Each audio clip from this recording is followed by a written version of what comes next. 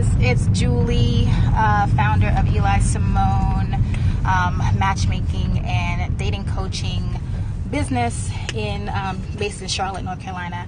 Today on LOVESCOPE, we are talking about dating or married to a workaholic. And you'll have to excuse my clothing today. Today is our anniversary. I'm actually in the car with my husband right now. We're celebrating our 8th wedding anniversary, so I felt like it was really appropriate to talk about dating and being married to a workaholic, because I'm the workaholic.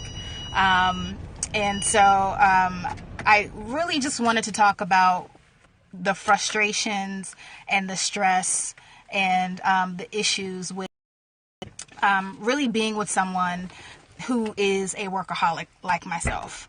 I got my workaholic tendency from my father, and my sister is also a workaholic, so it sort of runs in the family.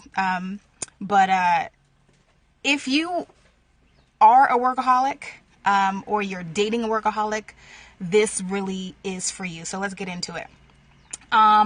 First, you have to decide, or you have to figure out if the person really is a workaholic or they just work a lot. Because there's two different things, and you handle them differently. Oh, okay, preach, Mike. You said you're the workaholic.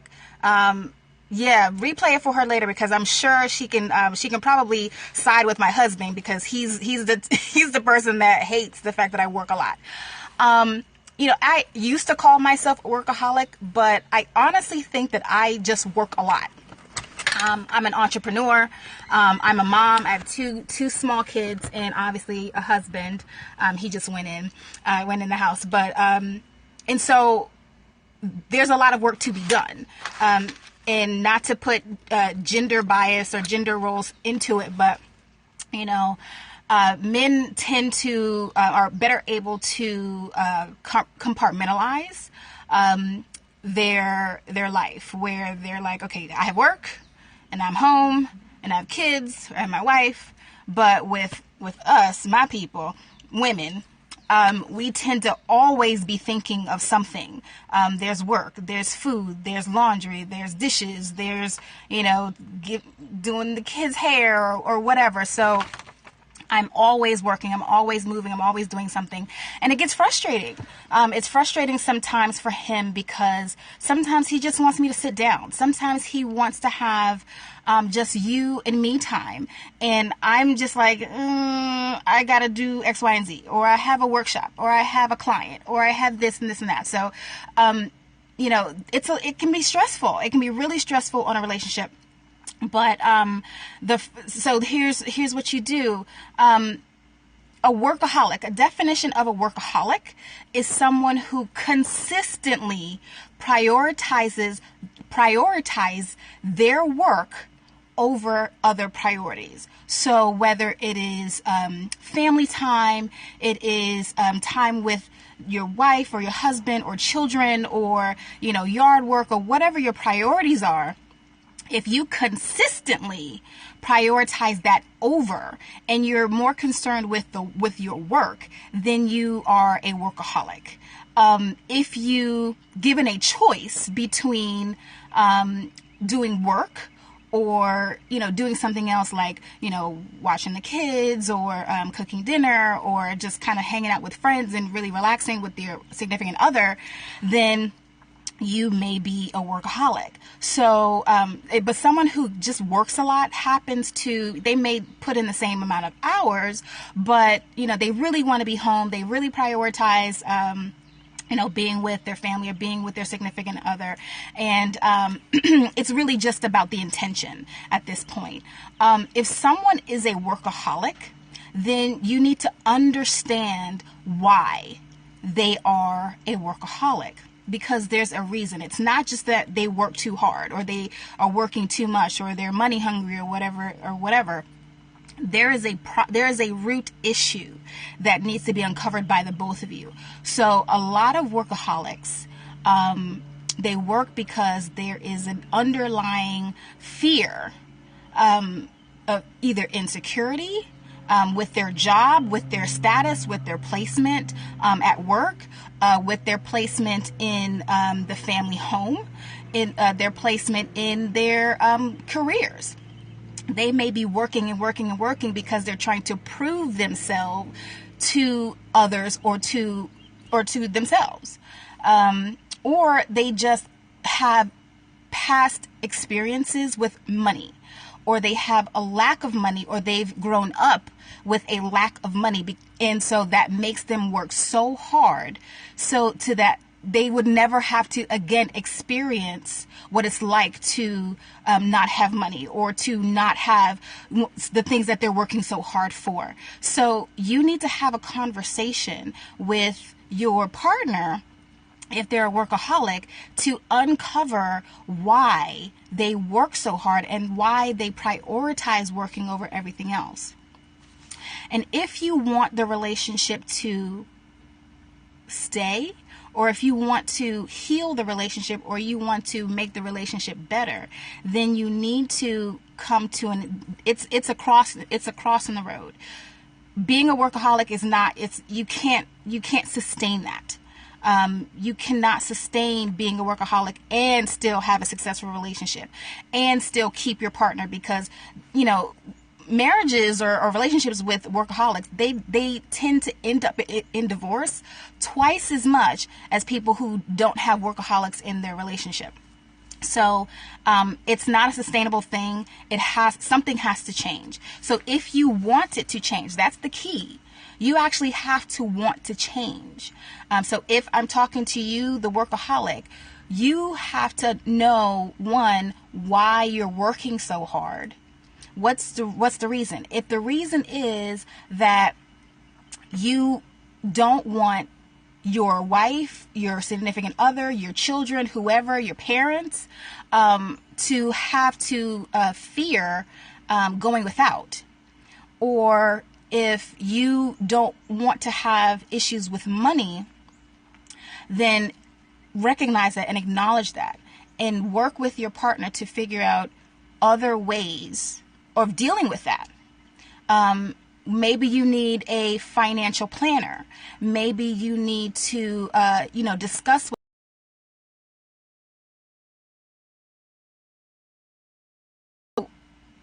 finding alternatives so that you can free your mind and free yourself from that obligation, because it's really in your head.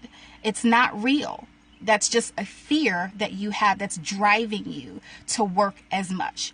I believe there was like a preacher who was there, and you say you work a lot. So I'm going to assume, and please correct me if I'm wrong, but I know a lot of pastors work because they're always visiting their congregation. There's always someone who's sick. There's always someone who needs to be prayed over, or you need someone to, go to someone's house because they're having difficulty. You have office hours. You have to prepare sermons every Sunday. You have to be over the deacon board and the deaconess board and the usher board, and there's so many things that it takes to to really keep a church going. So I understand how that can turn you into a workaholic. But if you have a significant other, you have to prioritize that relationship. I don't know. I believe you're married. So I would say you need to have a conversation with your wife and really figure out what it is that's driving you. What's the root issue that's driving you? Is there some way that you can delegate it to someone else? Is there a way that you can come to an agreement as to what is an acceptable amount of time devoted to work versus family life in your relationship? Once you and your spouse, and maybe it needs to be an additional conversation with your flock, but once you come to that agreement, now you're starting to get on the path of not being a workaholic anymore. And you're kind of getting back into I just work a lot, but I'm working a lot and still being able to prioritize, my personal life and my family and my wife and my husband. So, get to know what the real motivation is, what the real goal is. Is it stability? Is it security? Is it a sense of, is it tied to your self-esteem? Is it tied to your self-worth? Are you working so hard because you're really just trying to prove to yourself that you can do it? You can prove to yourself and others that, this is a successful venture. A lot of entrepreneurs are workaholics because they're trying so hard to prove that they can, they can be successful at this career, or this is what they want to do. This is their passion that they're following. Once you have the root cause, the solutions are to set parameters. You need boundaries. With every relationship, you need boundaries, and that's going to include the amount of time you're going to spend away from the relationship, amount of time that you're going to spend away from your family, doing things that is helping the family, doing things that is moving you towards the goal that you've set with your family. So set parameters and make a recommitment to your relationship. This is if you want it, because there are some workaholics who work because they're avoiding their relationship.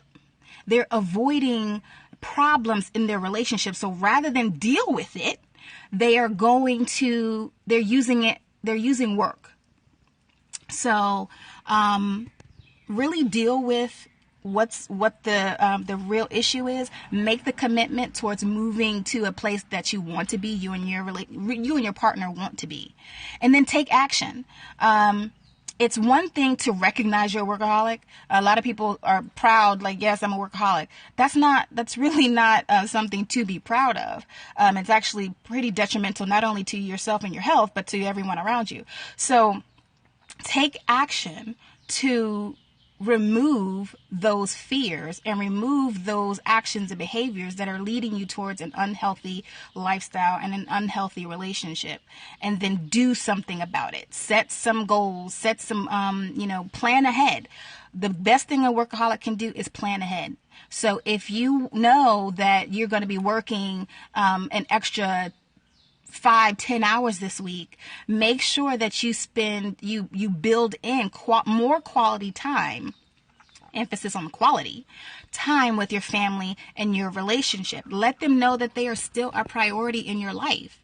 And that's the biggest thing that if you're playing this back and you're playing it to people who are in your life and they're not the workaholic, but they're in a relationship with you, let them know that you prioritize them as well, that they're important, because that's really all it is. They want to spend time with you. They love you. They care about you, and they don't want you to, go to an early grave working. It's not worth it in their eyes. So make sure that they're a priority, and you show them in the way that they recognize love. Show them that, you love them and care for them in the way that they recognize it and they acknowledge love. Okay. And then, hold your partner accountable. This is for the people who are dating or married to a workaholic. You have to hold your partner accountable. You have to hold them accountable. You can't just say, oh, well, you know what? I really wish you weren't working so late. I really miss you, but then keep complaining and complaining and complaining. If you've already visited this and you've made a plan and you've had some actions, you've written it down, you've put it up for all to see, and you don't hold them accountable, you're just as much part of the problem than they are. So hold your partner accountable to the goals and the action steps that you guys have put together, and revisit it when you need to, because there are times when, whatever you laid out 6 months ago is no longer working. So you have to say, all right, well, maybe we just need to tweak things a little bit. So I hope this was helpful for you. If you have any questions, or you just want some more information on how I can help you with your, bringing more love and bringing more life to love and bringing more love to life, then I'm actually going to open my schedule up this Thursday, for 5 complimentary strategy sessions. And this is not just for married couples. This is not just for people who are in an established relationship. If you're single and you're having trouble with finding the right person for you, or finding someone who's compatible with you or understands you, or, you're just couples who, you're okay. Nothing bad is happening. Nothing negative is happening, but it could be better. That there's still some issues that haven't been worked out, and you're not thinking about, you're nowhere near, needing therapy or counseling or anything, but you just want some tips on how to make things better. Make sure you, go to my website. I don't have it up, but I'll let you know that you can go to bit.ly/loveandlife, and that's bit.ly/loveandlife. And you'll be able to apply for a complimentary, like a 20 to 30 minute session on how we can bring love to life. So enjoy your day. I know I'm going to enjoy my day, my anniversary. So I have to, go and show this person who's married to the workaholic. I'm not really a workaholic. I'm a person who works a lot with workaholic tendencies. I'll say that. So I'm going to now show him, some love and some attention, and, have a wonderful anniversary. So have a great day. I will talk to you guys tomorrow. If you enjoyed this, please make sure that you tap, to show me some love. And then I'll see you tomorrow. All right. Thanks.